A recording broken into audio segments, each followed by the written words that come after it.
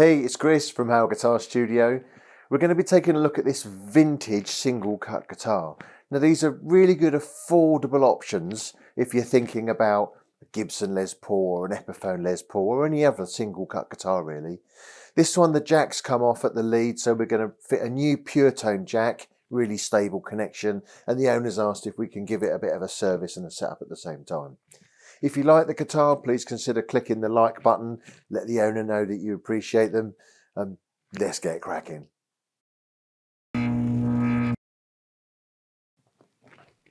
Okay, we're going to start by getting these strings off. Now, two of these are wound the wrong way. So rather than let them snap, we'll check as we wind them.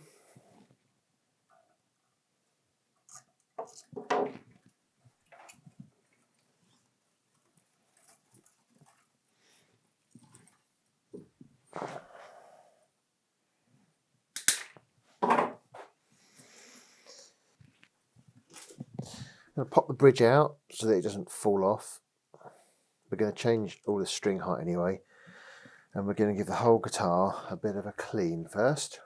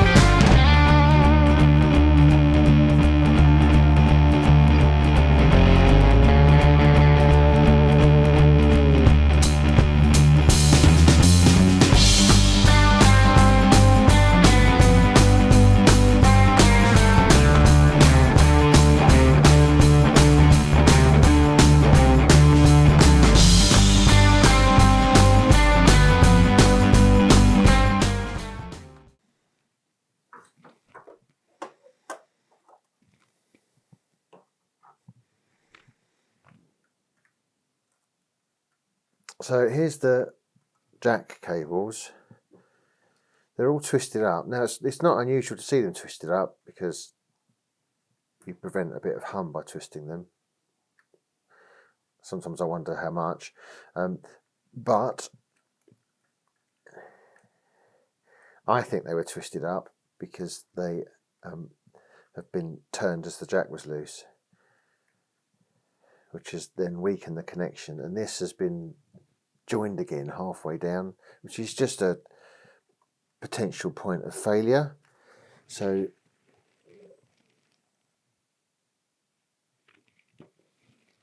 I don't know that it needs to be that long.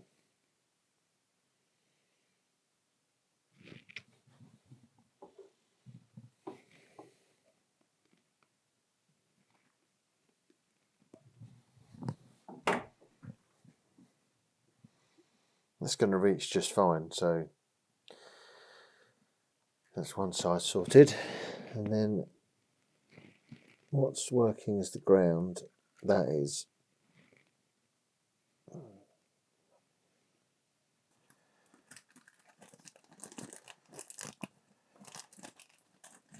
I really like these little jacks because rather than having the single contact for the tip, when you push the jack in, there's my lead.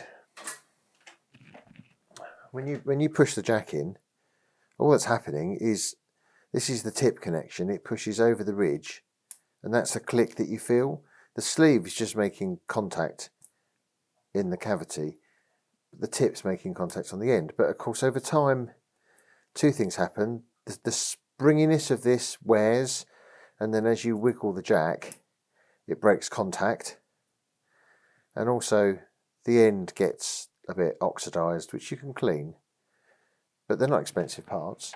The pure tones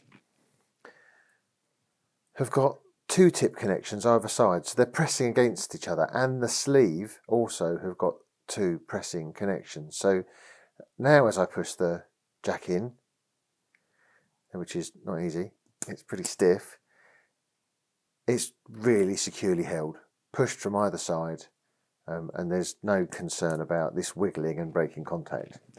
So real nice upgrade.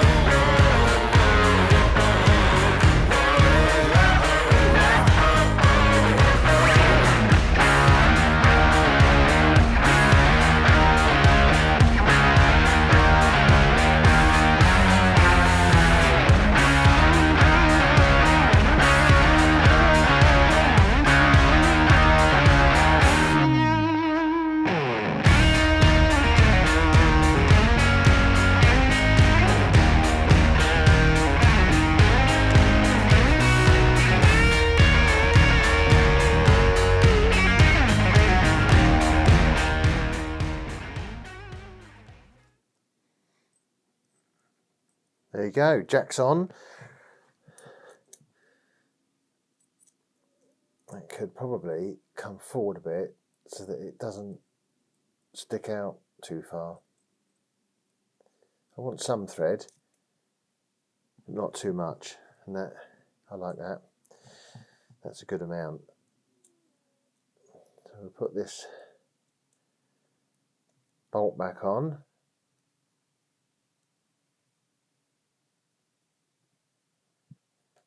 Make sure that fits in there neatly. It does.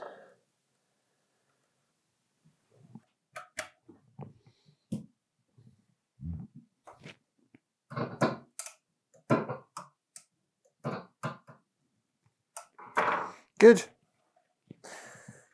Right.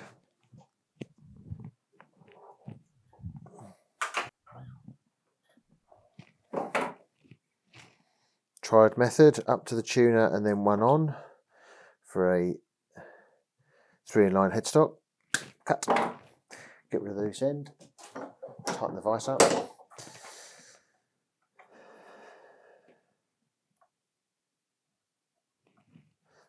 Okay, there it is.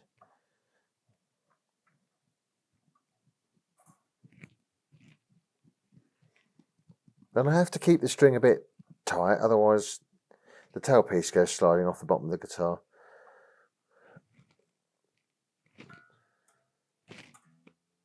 That's it. Almost 3 turns. Lovely. Next.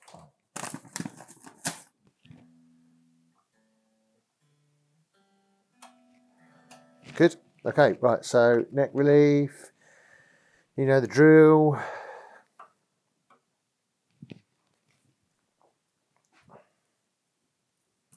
So I'm looking at about 0.10 of an inch at about the 8th fret. So kind of around here. And that is, I mean, that's, if anything, it's a touch tight, but I'm going to go with it. And then we'll see if it buzzes later on. I don't think it did. String height was, however, a bit on the high side. Let's see where it is now that I've taken everything off.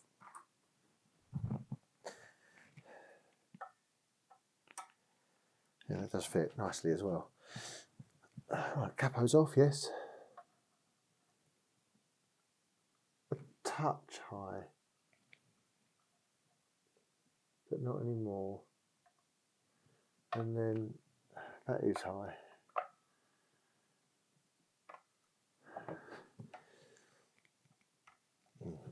That's a little worn.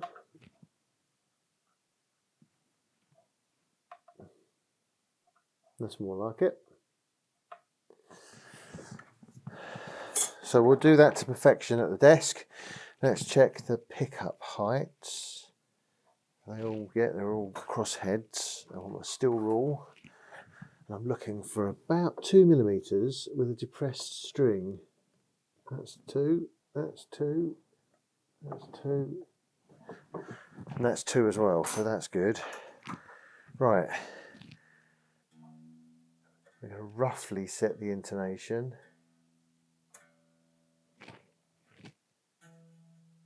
Bit buzzy.